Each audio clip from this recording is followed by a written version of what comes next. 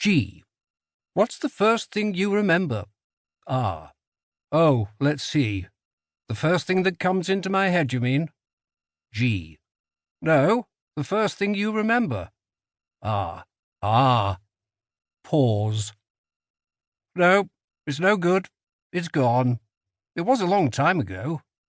G. Patient but edged. You don't get my meaning. What is the first thing after all the things you've forgotten? R. Oh, I see. Pause. I've forgotten the question. The first thing he remembers, he thinks, comes from the winter of 1940 or 1941, when he was 3 or 4. There was a man dressed up as a devil with a forked tail who was making the children frightened. They had to promise to be good, and all the children received a present. A tin boat, was it? This would have been St. Nicholas's Eve, the 5th of December, when the Czech Santa Claus Svatý Mikuláš appears with 2 figures, an angel who rewards every good boy with favours, and a devil who frightens the bad children to make them be good. He was Tomáš or Tomik Straussler. His baby words would have been in his natal language, which he would soon forget. These children were not in Czechoslovakia. They were a little group of exiles, war refugees and survivors in transit. They were in Singapore, and this is one of his very few memories of being in Singapore.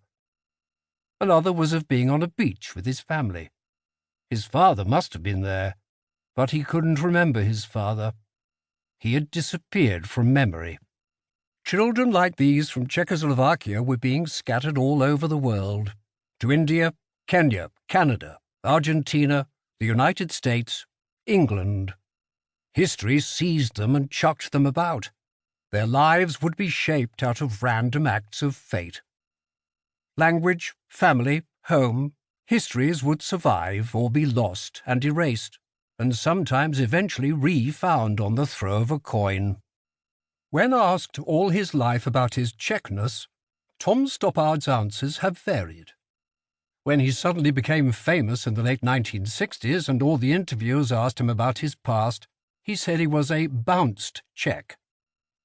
He told them he couldn't speak Czech and he'd been speaking English for almost as long as he could remember. When the USSR invaded Czechoslovakia in 1968, and his first wife thought he should be taking it more personally, he said that he used to be Czech, but he didn't feel Czech. When he went to Prague in 1977 to do his bit for Charter 77, he felt no identification at all.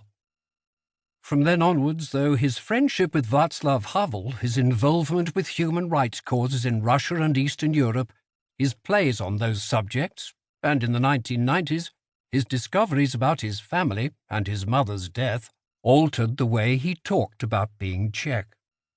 In the 2000s, receiving an honorary doctorate at the University of Brno and reminiscing with pride about his parents, he spoke with tender feeling about his origins.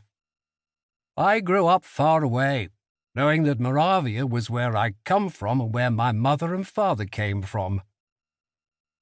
In a speech on the stage of the Czech National Theatre, when the Czech Republic entered the European Union in 2004, he talked about his patriotic pride in the Czech flag.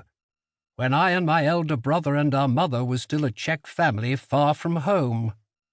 And he ended the speech, "Some things are ineradicable." Among these things, too, was his Jewishness, which he came late to recognize was also ineradicable.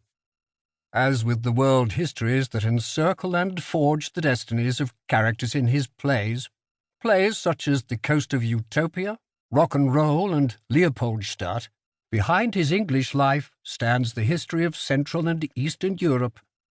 200 years of war, national conflicts, pogroms, exile, and shifting borders.